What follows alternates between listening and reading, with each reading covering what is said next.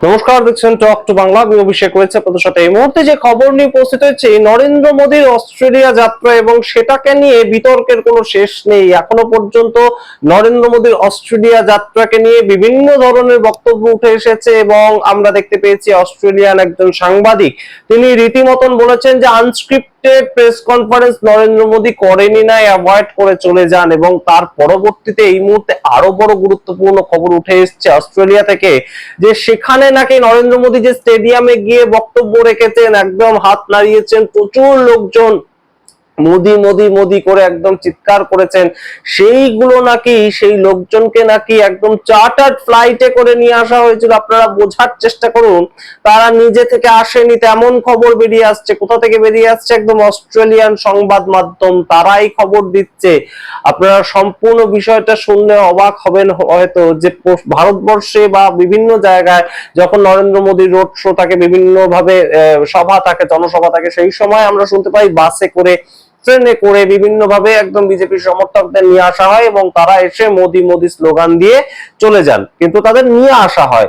কিন্তু এই মুহূর্তে নরেন্দ্র মোদী বিদেশে গিয়ে বিদেশের এনআরআই ভারতীয় যারা, তাদেরকে চার্টার্ড ফ্লাইটে করে নিয়ে আসা হয়েছে, সেরকম একটা একদম বিস্ফোরক তথ্য উঠে আসছে। এবং তার সঙ্গে আপনাদেরকে জানাবো, এই যে ভারতীয়দেরকে নিয়ে যাওয়া হয়েছিল চার্টার্ড ফ্লাইটে করে, সেখানে অস্ট্রেলিয়ার ভোট, অস্ট্রেলিয়াতে একটা লোকাল ভোট রয়েছে, সেটার সঙ্গে এই নরেন্দ্র মোদীর যাত্রার ঠিক কি সম্পর্ক, সমস্তটাই জানাবো। তার আগে অবশ্যই আপনারা টক টু বাংলা ইউটিউব চ্যানেলকে সাবস্ক্রাইব করে দিন, এই ভিডিও দেখুন শেষ অবধি স্কিপ না করে। আপনাদেরকে জানাই যে স্কাই নিউজ এবং 7 নিউজ মেলবোর্ন, এই দুটি সংস্থা তারা জানাচ্ছে নরেন্দ্র মোদীকে এইভাবে যে একদম সরাসরি নিয়ে যাওয়া হলো অস্ট্রেলিয়াতে, তার বিদেশ সফর হলো, তার পেছনে অন্যতম বেশ কিছু কারণ ঘুরে বেড়াচ্ছে। প্রাথমিক জায়গাটা আপনাদেরকে বলি, একদম ব্লেক জনসন যিনি বলেছিলেন এই বক্তব্যটা, যে Narendra Modi unscripted press conference করেন না, তার বক্তব্য এই মুহূর্তে আরো গুরুতর হয়ে উঠেছে। যে 25 থেকে 30 হাজার লোক, 25,000 থেকে 30,000 লোক নিয়ে আসা হয়েছে চার্টার্ড ফ্লাইটে করে। চার্টার্ড ফ্লাইট, আপনারা বোঝার চেষ্টা করুন যে নর্মাল ফ্লাইটে নয়, চার্টার ফ্লাইট মানে একদম ফ্লাইট বুক করে নিয়ে আসা হয়েছে তাদেরকে, এবং নিয়ে আসা হয়েছে এখানে মূলত যারা এনআরআই ভারতীয় রয়েছেন। তার কারণটা কি, এর পরবর্তীতে স্কাই নিউজ সেটা বলছে, কিন্তু এই 7 নিউজ মেলবোর্ন, সেখানকার সাংবাদিক ব্লেক জনসন তিনি এই কথাটা বলেছেন, এবং অবশ্যই সেটাকে নিয়ে কিন্তু এই মুহূর্তে চর্চার কোনো শেষ নেই। যে ভারতবর্ষের ক্ষেত্রে আমরা দেখতে পাই যে বিভিন্ন জায়গা থেকে বিজেপি সাপোর্টার ধরে ধরে নিয়ে আসা হয়, তারা আদৌ সাপোর্টার কিনা আমরা জানি না, কিন্তু অবশ্যই বাসে করে, ট্রেনে করে বিভিন্ন জায়গা থেকে নরেন্দ্র মোদীর জনসভাতে তারা নিয়ে আসেন, সেটা তাদের পলিটিক্যাল স্ট্র্যাটেজি, আমরা কিছুই তাতে বলার মতন বিষয় নেই। কিন্তু বিদেশের মাটিতেও ভারতীয় এনআরআইদেরকে কেন নিয়ে আসা হচ্ছে, এই বিষয়গুলো কিন্তু অবশ্যই গুরুত্বপূর্ণ, এবং সম্পূর্ণটাই কি স্ক্রিপ্টেড, সম্পূর্ণটাই কি একটা শো দেখানোর জন্য সম্পূর্ণ বিষয়টা, অর্থাৎ অর্গানিক্যালি সাধারণ মানুষ সেখানে যাননি, এই প্রশ্নটা উঠছে। এবং স্টেডিয়াম ভর্তি যে মোদি মোদি চিৎকার, মোদি মোদি স্লোগান, বিশ্বগুরুর স্লোগান, সেই বিষয়গুলো কি কোথাও গিয়ে একদম স্ক্রিপ্টেড ফরম্যাটে তৈরি হয়েছে, এই প্রশ্ন এই মুহূর্তে উঠছে। তার কারণ স্কাই নিউজ, সেখানকারই একটি অস্ট্রেলিয়ান টিভি, তারা বলছে যে কথাটা, যে ভিক্টোরিয়া খুব গুরুত্বপূর্ণ একটা স্টেডিয়াম, এবং সেই স্টেডিয়ামে যে শো গুলো হয়, সেই ক্ষেত্রে মূলত যারা রক স্টার রয়েছেন, যারা একদম পারফর্ম করেন, তাদের শো হয়, একদম গ্যালারিতে তাদের শো হয়, এবং প্রচুর মানুষ সেখানে আসেন, এবং সেটা খুব হাই প্রোফাইল জায়গা। তো সেখানে নরেন্দ্র মোদী যাচ্ছেন, এবং সেখানে এত মানুষজন ভর্তি হবেন কি করে, তাই জন্য এদেরকে নিয়ে আসা হয়েছিল চার্টার্ড ফ্লাইটে করে। কিন্তু এই স্কাই নিউজ আরো গুরুত্বপূর্ণ একটা বক্তব্য তুলে ধরছে, তারা বলছে যে অস্ট্রেলিয়াতে রিসেন্টলি সামনেই রয়েছে একটা লোকাল ভোট, সেই যে ভিক্টোরিয়া জায়গাটা মেলবোর্ন শহরে, সেখানে একটা লোকাল ভোট রয়েছে, এবং সেই লোকাল ভোটটাকে কেন্দ্র করেই সেখানকার যে সরকার, সেখানকার সরকারে থাকা পার্টি, আপনাদের মনে থাকবে নিশ্চয়ই সেখানকার যে জননেতা, তিনিও সেদিন ছিলেন নরেন্দ্র মোদীর সঙ্গে, এবং সেই পার্টির পক্ষ থেকে যাতে ভারতীয়দের ভোটটাকে পাওয়া যায়, ভারতীয়দের ভোটটাকে ক্যাপচার করা যায় খুব সহজেই, সেই জন্য ভারতবর্ষের প্রধানমন্ত্রীকে নিয়ে যাওয়া হয়েছিল, এবং সম্পূর্ণ শোটা ছিল স্পন্সর্ড শো।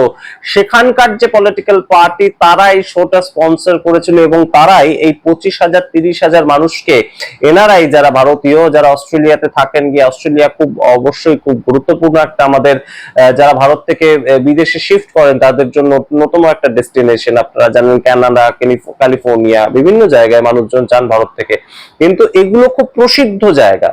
সারা ভারত থেকেই বিভিন্ন জন যায়, বিভিন্ন জায়গায় যায় মানুষজন কাজের সূত্রে বা একদম সেটেল করতে যায়। সেটা আরব হতে পারে, দুবাই হতে পারে, কিন্তু অবশ্যই অস্ট্রেলিয়া তার মধ্যে অন্যতম একটা জায়গা। তো সেই ক্ষেত্রে কিন্তু এই ভিক্টোরিয়ান কমিউনিটির আশেপাশে থাকা বা মেলবোর্নের আশেপাশে থাকা যে সমস্ত ভারতীয়রা, তারা যাতে ওইখানকার একদম রুলিং পার্টি তাদেরকে ভোট দেয়, তাই জন্য নরেন্দ্র মোদীর এই স্পেশাল বিদেশ সফরটা, এবং সম্পূর্ণটাই একদম করানো হয়েছিল। কোথাও গিয়ে বলে দেওয়া হয়েছিল কি বলতে হবে, নরেন্দ্র মোদী যখন আসবেন তখন কি করতে হবে, কিভাবে তারা একদম নরেন্দ্র মোদীর কথা শুনে ফ্ল্যাশ লাইট অন করেছে। কিন্তু যেটা আমাদেরকে দেখানো হয়েছে বিভিন্ন গদি মিডিয়ার দ্বারা, সেটা সম্পূর্ণভাবেই কিন্তু আমরা যা দেখতে পেয়েছি যে সারা পৃথিবীতে দেখুন নরেন্দ্র মোদীর কি সুন্দর একটা পপুলারিটি, এবং সেই পপুলারিটির জন্য বিদেশ সফরেও গিয়েও মোদী মোদী স্লোগান একই ধরনের, একই পপুলারিটিতে একদম ছড়িয়ে রাখা হয়। এই বিষয়টা উঠে এসছে। এবং অবশ্যই গুরুত্বপূর্ণ যে জায়গাটা, আপনারা জানেন যে ব্লেক জনসন এই কথাটা বলার পরবর্তীতে কিন্তু সেটাকে নিয়ে কটাক্ষ হয়েছিল। নরওয়ের এক সাংবাদিক এক মাস আগেই বলেছিলেন যে কেন আপনি প্রেস কনফারেন্স করেন না, ঠিক একইভাবে প্রেস কনফারেন্স নিয়ে কটাক্ষ করেছিলেন ব্লেক জনসন। তার পরবর্তীতে কিন্তু ব্লেক জনসনকেও রীতিমতো সোশ্যাল মিডিয়াতে একদম হেনস্থার শিকার হতে হয়েছে। এবং সেই জায়গাটাও কিন্তু ব্লেক জনসন বলছে যে আমি তো সত্যি কথা বলেছিলাম, আমি তো কোনো অতিরঞ্জিত কথা বলিনি, আমি বলেছিলাম যে এতটা পর্যন্তই আপনি যেতে পারবেন নরেন্দ্র মোদীর কাছাকাছি, তারপরে আর যাওয়া যাবে না। তার কারণ তিনি আনস্ক্রিপ্টেড যে প্রেস কনফারেন্স, আনস্ক্রিপ্টেড হবে কারণ কি প্রশ্ন আসবে সেটা তো জননেতা জানেন না, সেটা তো রাষ্ট্রের কোনো নেতাই জানেন না যে সাংবাদিক কি প্রশ্ন করে ফেলবেন। হয়তো পার ক্যাপিটাল ভারতবর্ষের রোজগার কত সেটাকে নিয়ে প্রশ্ন করে ফেললেন, সেটার উত্তর হতে পারে বা উত্তর নাও হতে পারে, কিন্তু প্রেস কনফারেন্স করেন না তার কারণ সেটা আনস্ক্রিপ্টেড থাকে। আনস্ক্রিপ্টেড প্রেস কনফারেন্স সেটা তিনি করতে চান না। ব্লেক জনসন এই কথাটা বলেছিলেন।